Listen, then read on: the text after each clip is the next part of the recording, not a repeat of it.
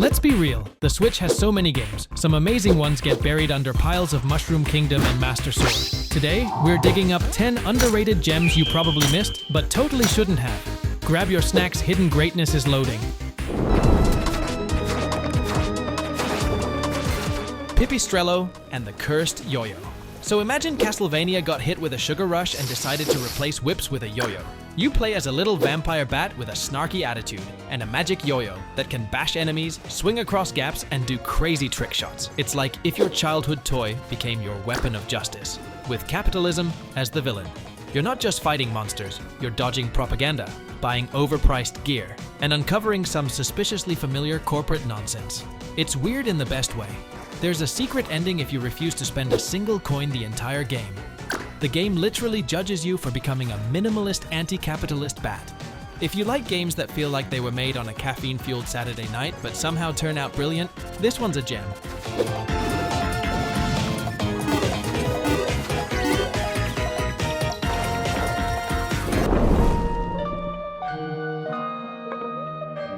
Centum.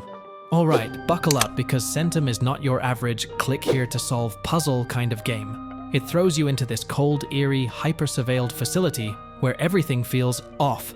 You're basically a test subject, trapped in a sterile digital limbo run by an AI with major control issues.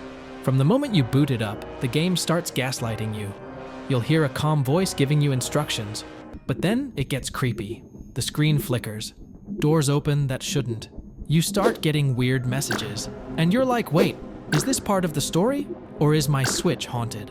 It's got puzzles, but not the comfy Zelda shrine kind. The whole game is built to mess with your expectations, your trust, and even your memory. If you're into unreliable narrators, creepy sci-fi settings, then Centum is absolutely your flavor of weird.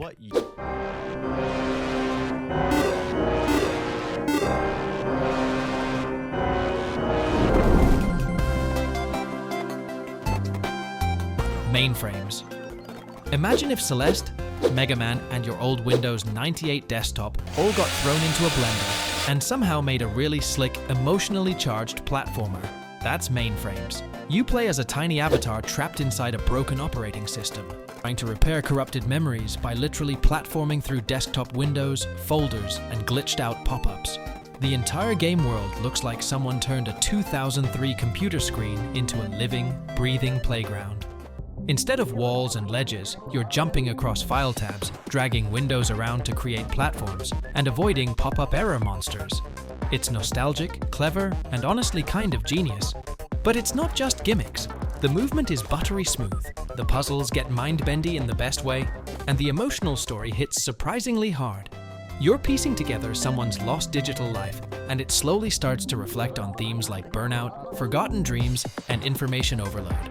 If you miss the sound of a dial-up modem, like clever platforming that ties into the story, then Mainframes is your digital rabbit hole.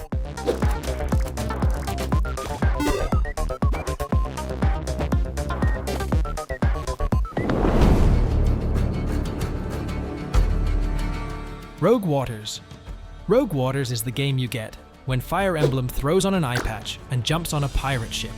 It's a tactical, turn-based RPG set in a high-seas roguelite world, where you're the captain of a ragtag crew, sailing across deadly waters, treasure hunting, and dodging cannonballs the size of your grandma's meatballs. The map is randomly generated every run, so no two voyages are the same. One minute you're rescuing a mermaid from a Kraken cult, the next you're trading rum for upgrades with a shady dolphin merchant named Gil. You manage your crew like an RPG party, each with quirky backstories and special skills. The combat is tight and satisfying. But don't get too comfy. Death is permanent, resources are scarce, and storms are always one tile away from ruining your day.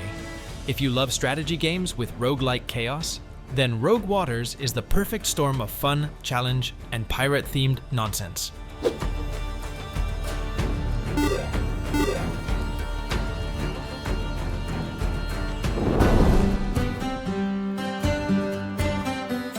The Plucky Squire. You play as Jot, a cute little storybook hero who suddenly realizes, hey, I can jump out of the page. You're not just running around in 2D anymore. You're platforming across mugs, dodging obstacles on a desk, and flying through 3D worlds like a caffeinated Pixar character. It flips between 2D side-scrolling action and 3D exploration so smoothly, it'll make your gamer brain go, "What?" And it never gets old.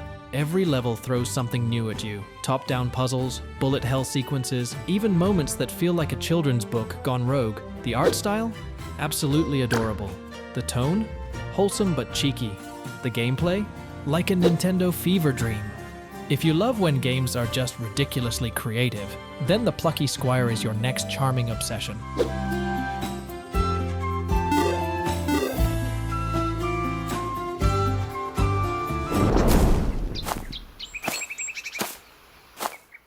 Botany Manor. Botany Manor is what happens when you take the calming vibes of a greenhouse, mix it with cozy mystery puzzles, and sprinkle in just a touch of Victorian academia. You play as Arabella Green, a retired botanist in 19th century England, tending to a sprawling estate full of magical plants with names like Lunaria nocturna and flame petal blush. There's no combat, no timers, and no one yelling at you, just chill exploration and solving clever, clue-based puzzles. You're flipping through old books, rotating plant pots, adjusting light and temperature, all to coax weird, beautiful plants into blooming. And yes, one of them literally requires moonlight to grow. But don't let the peaceful vibe fool you. There's a deeper narrative blooming underneath about gender roles, forgotten knowledge, and reclaiming your space in a field that tried to shut you out. If you want to feel smart and relaxed at the same time, then Botany Manor will be your perfect pot of serenity.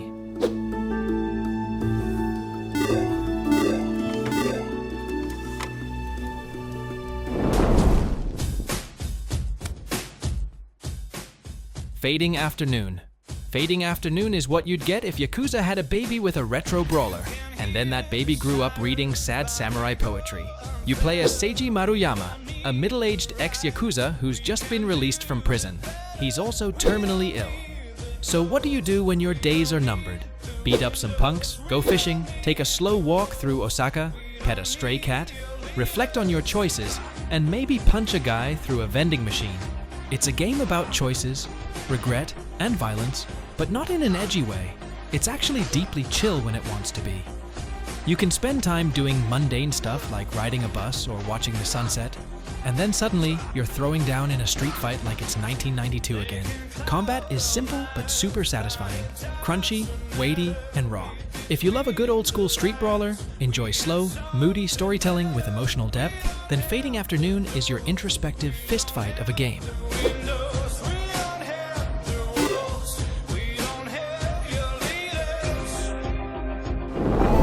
Well, that's it for this video. Thanks for watching. See you on the next one.